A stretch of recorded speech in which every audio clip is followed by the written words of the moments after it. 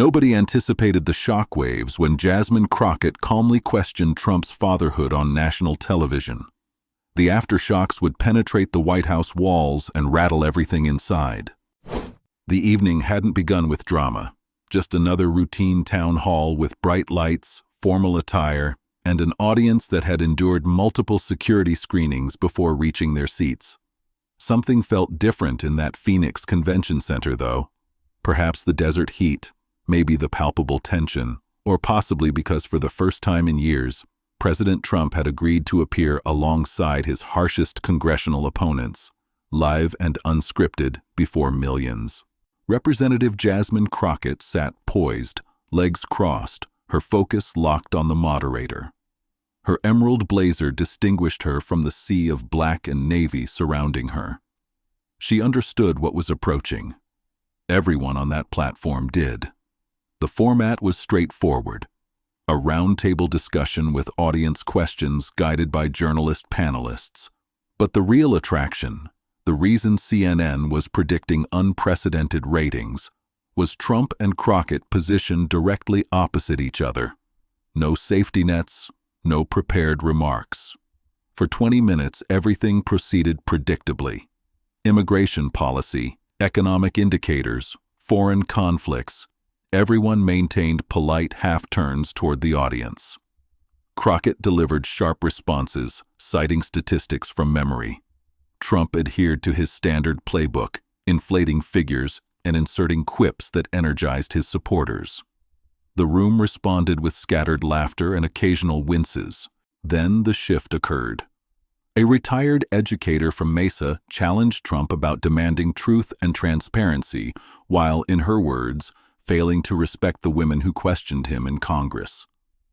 The moderator pivoted to Jasmine. "I've been labeled aggressive," she said, pausing strategically for emphasis. "But when men interrupt and demean others, they call it leadership."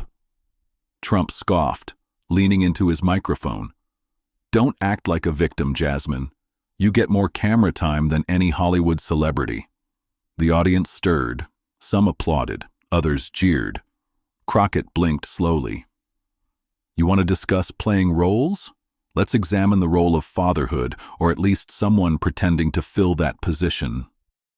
Everything froze. Even the moderator appeared uncertain. Trump leaned back, his smile twitching. "Don't venture there," he warned, wagging his finger. But Crockett proceeded. "Perhaps before questioning my integrity, you should address why people claim Barron isn't actually your son." For a heartbeat, the room felt suspended. Then audible gasps erupted. Camera operators hesitated between zooming and panning. One audience member near the front mouthed something and covered her face. Trump's complexion shifted to deep red rapidly. "That's an absolute lie," he erupted, voice escalating. "You don't discuss my family. How dare you, you arrogant fraud!" The moderator scrambled as producers shouted through earpieces. Someone attempted cutting to commercial, but Trump continued raging. "She's disgusting. Absolutely disgusting. Who paid you to say that?" The microphone remained active. Crockett didn't respond immediately. She simply stared, letting the audience absorb it all. Then she leaned toward her microphone and said quietly, "Touched a nerve?" Some audience members began clapping while others shouted. Security guards approached the stage. The moderators finally announced a break, and the screen faded to commercial. By then, the clip was already being edited, re-edited, and posted across TikTok, Twitter, and YouTube. The internet moved faster than traditional broadcast ever could. The headline was no longer about policy. It concerned paternity, a president who cracked under pressure, and a congresswoman who had thrown a grenade without flinching. While the country watched everything go viral, something entirely different was unfolding behind closed doors. Inside homes, bars, airport lounges, and streaming platforms nationwide, jaws dropped simultaneously. For several seconds after Jasmine Crockett dropped her bombshell, the television broadcast became something else entirely, something raw and unrehearsed. People weren't accustomed to seeing Donald Trump speechless. They weren't used to witnessing him rattle like that publicly with millions watching. He didn't reach for talking points or deploy a slogan. He lost control, and that reaction, more than her words, made everything explode. In a modest home outside Mesa, Angela Dobbins, a 38-year-old single mother and substitute teacher, stared at her laptop with one hand covering her mouth. Her teenage daughter had already pulled out her phone to record the TV screen. "I can't believe she just said that," the girl whispered. At a sports bar in Tampa, the game volume was lowered so customers could hear the town hall. A group of young men who had been watching casually suddenly leaned forward, drinks frozen halfway to their lips. "Yo, she destroyed him," one said. "He didn't even know how to respond." On Twitter, within 70 seconds, the moment was clipped and shared. One version carried the caption, "Jasmine Crockett just delivered the mother of all mic drops." Another simply read, "Wait, what? Not your son?" The hashtag ignited like wildfire. Not your son. Jasmine was right. Barrengate. Who is the father? By the time the town hall returned from commercial, the narrative had already departed the station. Newsrooms interrupted planned segments as producers rushed interns to find archived footage, old reports, anything connecting to Melania Trump's previous public absences or her extended stays in Slovenia, or that strange tabloid piece from around 2016 about an unnamed European physician. Even late-night comedians couldn't wait.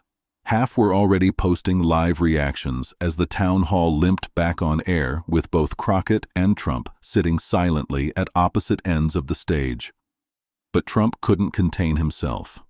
During a Medicare question, he interrupted a moderator to circle back. "Let me be absolutely clear," he growled into the microphone. "That woman made a disgusting false accusation on live television, and if CNN had any integrity, they'd remove her from this stage." But Jasmine didn't blink or fold. She just smiled slightly and sipped from her water bottle. In that moment, she didn't need to say another word. The damage was complete. By midnight Eastern, clips of the exchange had accumulated over 35 million views across all platforms. TikTok creators added music and edited Trump's reaction into GIFs. Instagram influencers called it the wildest political moment of the year. But the memes weren't the real story. The genuine shift was happening quietly in how people reacted. Moderates who had long felt politically homeless began paying attention to Jasmine Crockett. Political analysts noted her social media following doubled in 10 hours. She hadn't just confronted Trump, she'd embarrassed him with precision, without shouting, without losing composure. On Facebook, older voters shared clips with captions like, "She said what we were all thinking." In group chats, young professionals in Sacramento, Baltimore, Tulsa, and Cincinnati debated paternity tests like they were part of a national investigation. Even some conservative viewers, though reluctant to admit it publicly, had to acknowledge Trump looked off, not passionate or strong, just rattled. For the first time in years, he'd lost a verbal confrontation, and to a black congresswoman from Texas. Cable networks scrambled. CNN aired replays continuously. MSNBC brought on a body language expert. Fox News initially ignored the story but then pivoted, running a late-night segment trying to paint Jasmine's comments as inappropriate and un-American. But it was too late. The clip had grown bigger than the platform that aired it. This wasn't just television anymore. It was culture, conversation, and consequence. But while the public laughed, argued, and reposted, a different kind of storm was brewing in Washington, and the walls inside the White House were about to feel it. Back at Pennsylvania Avenue, the mood wasn't confusion, it was panic. The president's motorcade had barely returned through the gates when senior aides were already assembled in the West Wing, bracing themselves. No one wanted to speak first. No one wanted to become his next target, because everyone knew what was coming. Trump stormed straight into the Roosevelt Room, ripped off his jacket, threw it onto a chair, and slammed his phone onto the table. "Who authorized that woman to be on stage with me?" he barked. Hope Henderson, the newest communications director just 3 weeks into the job, stood frozen near the wall. "Sir, the panel was pre-approved by the network, and the campaign signed off." "Don't give me that garbage," he interrupted. "You think I care about signatures? She accused me of not being the father of my own son on live TV in front of the entire country, and you allowed it to happen." He pointed at everyone. "This is sabotage. Someone in this building wants me humiliated." Everyone stood rigid. No one moved. Then quietly, an aide near the back spoke up. "Mr. President, would you like us to release a statement denying the claim?" Trump turned to him slowly. "You think I need to deny it? There's nothing to deny. She's lying. She's sick. You want to talk about families? Let's talk about her family. Let's discover what she's hiding." The room went silent. Trump turned to Jared Reyes, a longtime senior advisor. "I want dirt. Every file, every ex-boyfriend, every tax return, every traffic ticket. I want her destroyed by morning." Jared didn't flinch, but his voice was careful. "Sir, respectfully, if we attack her that aggressively, it'll appear like she struck a nerve." Trump's face twitched. He reached for his phone again. "Get me Caleb immediately." Caleb Eng, his go-to fixer, had a talent for making things disappear: stories, leaks, inconvenient rumors. The call connected on speaker. "Caleb, I need you to shut this down. That Crockett woman crossed the line tonight. I want sources discredited. I want her smeared, and if anyone mentions Melania, I want lawsuits flying." There was a pause. "Sir, there's a complication," Caleb said, his voice cool and measured. "There's a guy from Boston claiming he worked private security for the Trump Organization back in 2008. He's alleging he overheard a conversation about paternity. He's already speaking to reporters." Trump's fist hit the table. "What the hell is happening? Where was this guy 8 years ago?" "We silenced him once," Caleb replied. But the Crockett comment brought him back. "It's like blood in the water." Trump paced, muttering. "She did this deliberately. She wanted this moment. She waited for the cameras. This was an ambush." In the corner, Hope Henderson was typing frantically on her laptop, already drafting potential counter-messaging for morning talk shows. "Okay," Trump finally said. "We fight fire with fire. Leak something personal about her. Doesn't matter if it's old. Get the base riled up. Paint her as a race baiter. Call it a staged smear." "But we need to be careful," Jared interjected. "If we turn this into a war, it becomes the story of the week, maybe the month. Are you sure you want that?" Trump stopped pacing and stared out the window where the lawn sat still in the darkness. "She thinks she can get away with this. Let's see how long she enjoys her 15 minutes. And with that, he ordered an emergency media blitz. Calls were placed to friendly pundits, YouTubers, podcasters, anyone who could spin the story. But what none of them realized yet was that the public wasn't waiting for spin. People had already made up their minds. But while Trump and his team plotted their counterattack, Jasmine Crockett was preparing for something entirely different, and it would throw the White House even further off balance. By dawn, it was already too late for damage control. The clip of Jasmine Crockett confronting Trump had crossed the 85 million view mark across platforms. It wasn't just a moment anymore. It was a cultural event. News anchors on the East Coast were still adjusting their microphones when producers handed them last-minute script changes. Lead with the Crockett-Trump exchange. Drop the pre-planned economic segment. Every major network had different footage of the town hall, but all opened with the same exact 8 seconds. "Perhaps before questioning my integrity, you should address why people claim Barron isn't actually your son." The power of those words wasn't just in what was said, it was what they implied. And the timing, the tone, the precision. Viewers could sense that Crockett didn't stumble into it. This was no accident. She waited for that moment, studied for it, and when Trump walked into the trap, the whole world witnessed it. Over on Good Morning America, the panel looked shaken.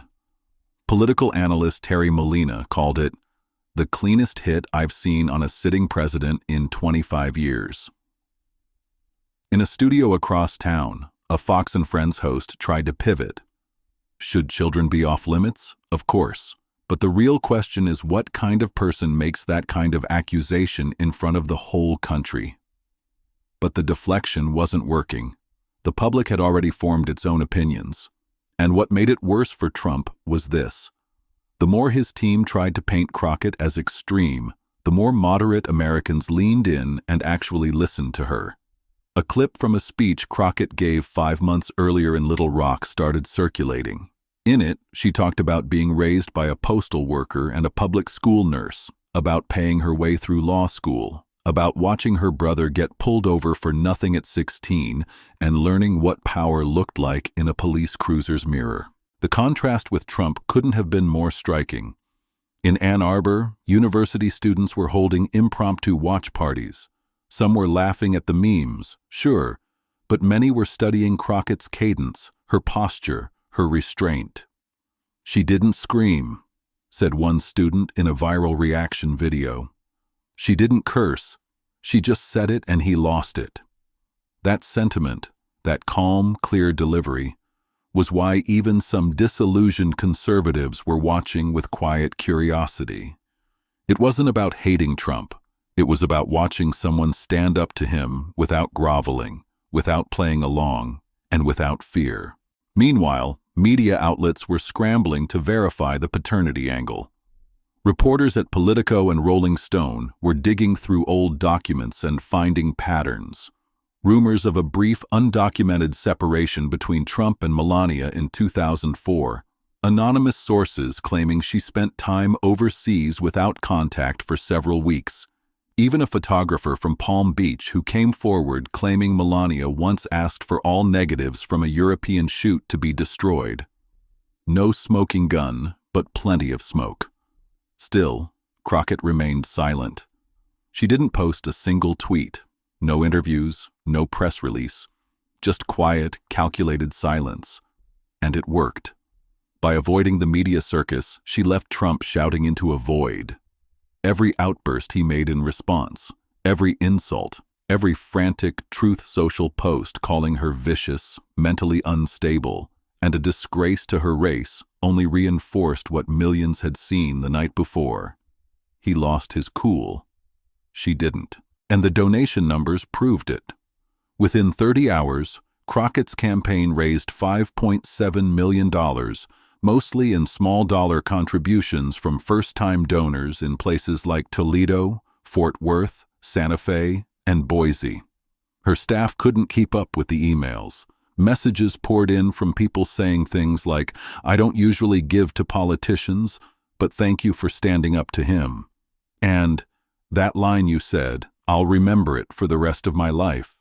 And, "I didn't even know who you were before last night. Now you have my vote." But while Crockett quietly gained ground with the public, reporters behind the scenes were starting to piece together something much more personal, something that Trump's team hoped would stay buried forever.